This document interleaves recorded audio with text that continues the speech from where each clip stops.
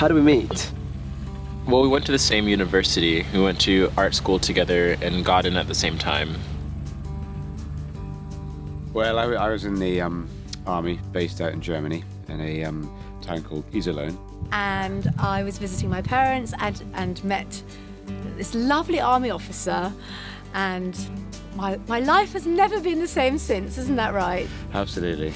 We just made for each other. This is a fourth generation farm. We were predominantly a dairy farm. It's always been, as far as I knew, since the family had the farms, it'd always been dairying here, going back to the 1930s when my grandfather bought the place. Weather here. The weather here is today we're pretty lucky with the.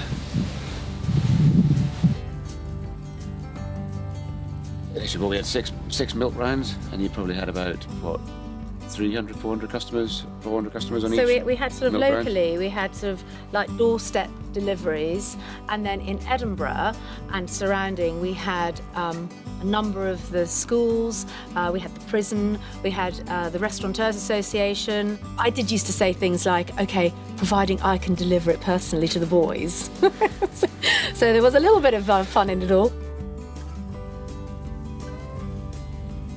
Everybody loves the idea of a small family business. They want personal service, they want traceability.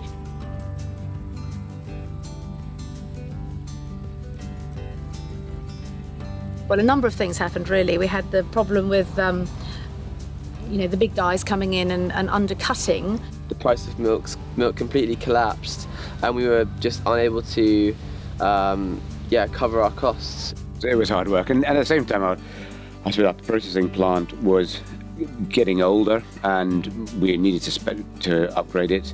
But the cost of that, you couldn't. The margins you're making just wouldn't justify upgrading the whole thing, and so we had to decided to make a hard decision and make a few changes. Decision, and it's a very emotional decision as well. And it's you sort of say business is business and it shouldn't be tied up. But in farming, there is so much emotion because it's been in the family for so many years, and you just think, we've cocked up. We can't do it. And we're the first generation that hasn't been able to do it, and you just feel failure.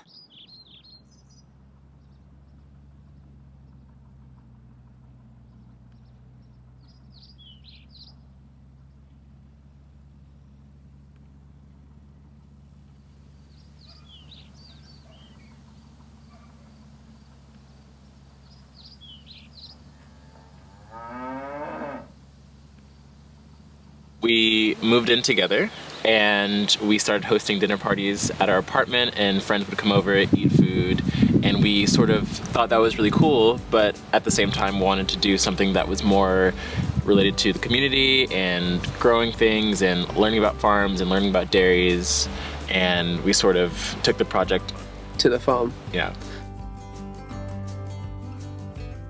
Enroot is a traveling kitchen that goes to different farms, connecting the producer with the consumer. And so in tandem with making meals for people, we also relish in having farmers there at our dinners where they can actually sit down at the table with our guests.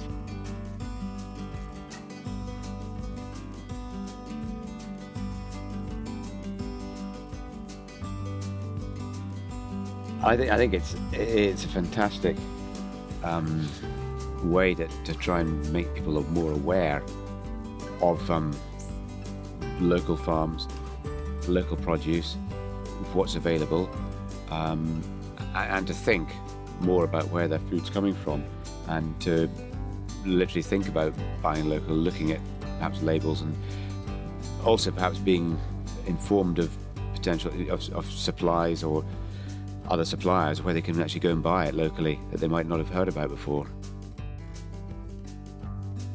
It's a very simple idea. It's about bridging the gap between the consumer and the producer. It's about getting people to understand more about where their food comes from and how it's made and what goes into getting the food from the field to the plate. What's really good about what we do is that in addition to making dinners, we also spend a good majority of our time following the lives of the farmers, filming them, recording them, documenting their lives, and giving them a sort of voice. Initially, we were skeptical or concerned how on earth you'd managed to operate a pop-up restaurant in a tent, travelling around. And but actually, the way it's worked has been amazing.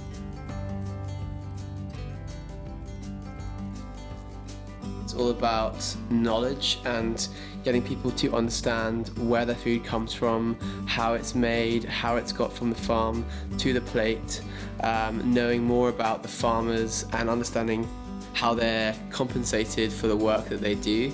So, bringing in the economic side of things as well. So getting people to understand how the farmers are paid properly, if they're paid properly, and knowing what is good and what is not good about the way food is produced.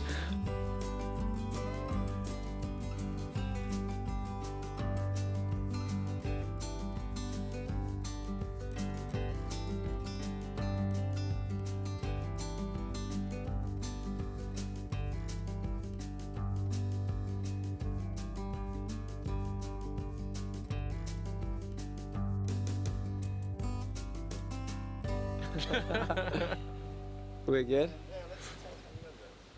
I don't even know how we actually started talking to each other. I want to know what the first conversation was. It was Tinder. Damn it. Okay. That's what it was. You guys went on Tinder? No, I'm joking.